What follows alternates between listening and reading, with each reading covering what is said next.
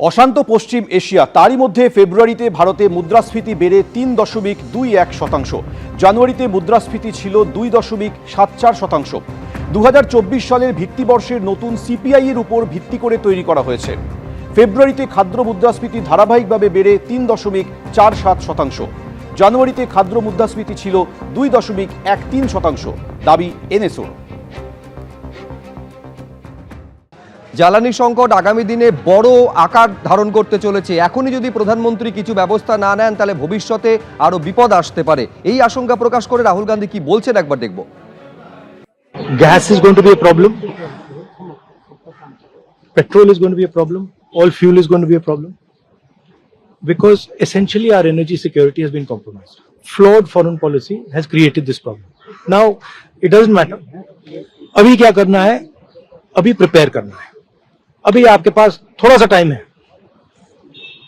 तो सरकार को, प्रधानमंत्री को एकदम प्रिपरेशन शुरू कर देनी चाहिए, क्योंकि अगर प्रिपरेशन नहीं की तो फिर करोड़ों लोगों का जबरदस्त नुकसान होगा। This war is fundamentally about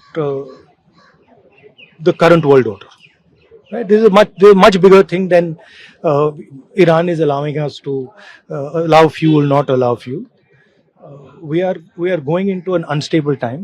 I can see that a big problem is coming. ভারতের বিদেশ মন্ত্রীর সঙ্গে ইরানের বিদেশ মন্ত্রীর 3 বার কথা হয়েছে, এটা আজকে বিদেশ মন্ত্রক সাংবাদিক সম্মেলন করে জানিয়েছে। কিন্তু এই যে জাহাজগুলো আটকে আছে, অর্থাৎ ভারতের মোট 28টা জাহাজ এই মুহূর্তে হরমুজ প্রণালীর কাছে আটকে আছে এবং এই জাহাজগুলোতে মোট 778 জন নাবিক রয়েছেন।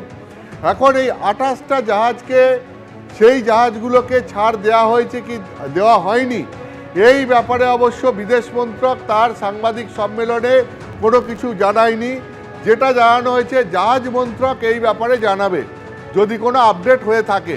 এখন যে রাশিয়া এবং চীনকে ইরান যে হরমুজ প্রণালীতে তাদের জাহাজ যাতায়াতের জন্য ছাড় দিয়েছিল, সেইভাবে ভারতের জাহাজকেও ছাড় দেওয়া হয়েছে কিনা এটা এখনও স্পষ্ট নয়। সংবাদ সংস্থা রয়টার্স যেটা জানাচ্ছে যে তারা ভারতীয় একটি সূত্রকে উদ্ধৃত করে বলছে যে ভারতীয় পতাকা লাগানো জাহাজগুলোকে ইরান ছাড় দেবে, এটা তারা ভারতীয় সূত্র মারফত জানতে পেরেছে। কিন্তু এই সংবাদ সংস্থা রয়টার্স আবার এটাও জানাচ্ছে যে ইরানের সোর্স মারফত তারা জানতে পেরেছে যে ভারতের সঙ্গে ইরানের এখনো পর্যন্ত এরকম কোনো চুক্তি হয়নি। অর্থাৎ একই সংবাদ সংস্থা তারা ভারতীয় সোর্সকে উদ্ধৃত করে বলছে যে ভারতীয় সূত্র মাধ্যমে জানা যাচ্ছে যে চীন, রাশিয়ার মতো ভারতের জাহাজকেও হরমুজ প্রণালীতে ছাড় দেওয়া হচ্ছে। আবার সেই সংবাদ সংস্থা রয়টার্সই জানাচ্ছে যে ইরানের সোর্স অবশ্য জানাচ্ছে যে ইরানের সঙ্গে ভারতের এখনো পর্যন্ত এরকম কোনো চুক্তি হয়নি যাতে ভারতীয় জাহাজগুলিকে ছাড় দেওয়ার কথা বলা হচ্ছে। অর্থাৎ একটা জিনিস পরিষ্কার যে ভারতীয় জাহাজকে হরমুজ প্রণালীতে ইরান ছাড় দিচ্ছে কি দিচ্ছে না এটা এখনও পরিষ্কার নয় এবং সরকারি সূত্রে এই ব্যাপারে এখনও স্পষ্ট করে কিছু জানানো হয়নি। বিদেশ মন্ত্রকের তরফ থেকে জানানো হয়েছে ভারতের বিদেশ মন্ত্রীর সঙ্গে ইরানের বিদেশ মন্ত্রীর 3 বার কথা হয়েছে, কিন্তু জাহাজের বিষয়ে এখনও কিছু জানানো হয়নি। তারা যেটা জানিয়েছেন যে 28টি জাহাজ 778 জন নাবিককে নিয়ে হরমুজ প্রণালীর কাছে আটকে ছিল, সেই জাহাজগুলি সেইভাবেই এখনো পর্যন্ত আটকে আছে। এরপরে নতুন কোনো আপডেট দেওয়া হয়নি। নতুন কোনো আপডেট হলে পরে সেটা জাহাজ মন্ত্রকের তরফ থেকে দেওয়া হবে। জ্বালানি সংকটে গৃহস্থলিতে এখন নিভেছে আগুন। আমি দেখাতে বলবো দীপ্তেন্দুকে ছবিটা, যে এখানকার যে অফিস তার বাইরে কিন্তু উল্লেখ করে দেওয়া হয়েছে যে IVRS সিস্টেম এবং তার সঙ্গে মিস কল সিস্টেমে যে বুকিং নেওয়া হতো সেটা 8 থেকে 10 টাইমস 8 থেকে 10 সময় বেড়ে গিয়েছে এবং সে কারণেই কিন্তু ওভারলোড হয়ে যাচ্ছে, তাই বুকিং নেওয়া যাচ্ছে না। সেক্ষেত্রে কিছু অল্টারনেটিভ বুকিং মেথডস দিয়ে দেওয়া হয়েছে, হোয়াটসঅ্যাপ বুকিং, ইন্ডিয়ান অয়েলের যে অ্যাপ রয়েছে সেই অ্যাপের থ্রু বুকিং, অথবা পোর্টালে গিয়ে বুকিং, বা কোনো BBPS যে প্ল্যাটফর্মগুলো রয়েছে অর্থাৎ পেমেন্টের যে সমস্ত প্ল্যাটফর্ম রয়েছে সেগুলোর থেকে বুকিং। এবং এটাও উল্লেখ করা রয়েছে যে বেস্ট টাইম টু বুক 6টার সময় বলছেন আফটার 6 PM 6টার পরে কিন্তু বুকিং হবে। কিন্তু সেক্ষেত্রে উল্লেখ্য যে এই 6টার পরে 10টার পর থেকে কিন্তু সকাল 6টা পর্যন্ত তাদের নন বিজনেস আওয়ার্স, তাই তখন এই সময়ের মধ্যে 10টার পর থেকে যদি কেউ বুকিং করেন তাহলে সেই বুকিং কিন্তু পরবর্তী দিনের 6টার পরে নেওয়া হবে।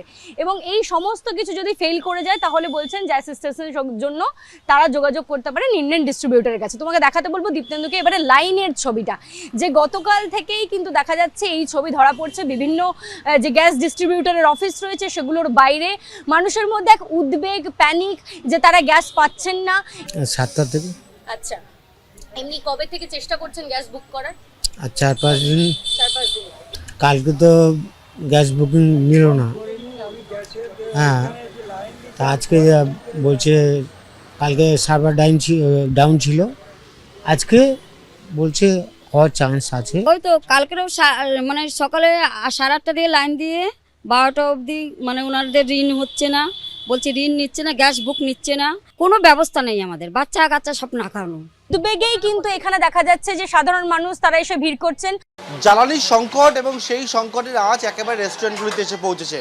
আমরা পাক সার্কাস আর্সেনালে রয়েছি, কিন্তু একেবারে যারা বিরিয়ানি প্রিয় মানুষ তাদের বিরিয়ানি থেকে যাতে তারা বঞ্চিত না হয় তার স্বাদ থেকে, তার জন্য বিকল্প ব্যবস্থা করেছে পাক সার্কাস আর্সেনাল। এবং এই যে জায়গায় রয়েছি আমরা, এছাড়া এনাদের অন্যান্য যে ব্রাঞ্চগুলো রয়েছে সেই জায়গায় যাতে বিরিয়ানির যোগান দেওয়া যায়, কারণ হচ্ছে ইতিমধ্যে যে সেটা হচ্ছে যে এলপিজির যোগান একেবারেই নেই, গ্যাস তারা পাচ্ছেন না, সেই জায়গায় বিকল্প একটা ব্যবস্থা করেছেন। ম্যানেজার আমার সঙ্গে রয়েছেন।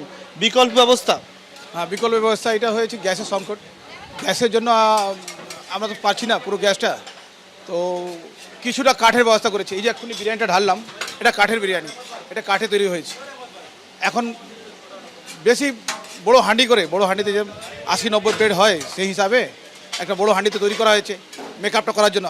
আমরা ছোটো হাঁডিতে তৈরি করতাম গ্যাসে, কাঠে এখন বড় হাঁডিতে করেছি সেই মেকআপটা করার জন্য। আর গ্যাস কি পাচ্ছেন? একেবারে গ্যাস ডিস্ট্রিবিউটার গ্যাস দিতে পারছে না, যেখান থেকে নেন। যে আমাদের ডিস্ট্রিবিউটার আছে উনি দিতে পারছেন না, আমরা কিছুটা বাইরে থেকে কিনছি, লোককে রিকোয়েস্ট করছি এখান থেকে ওখান থেকে। মেন কিছু কিছু যেখানে গ্যাস লাগে সেখানে গ্যাস ইউজ করতে পারছি। আর আর বিরিয়ানি যে হচ্ছে পুরো কাঠে হচ্ছে, এখন বিরিয়ানি কাঠে আর কাঠে বিরিয়ানি হচ্ছে।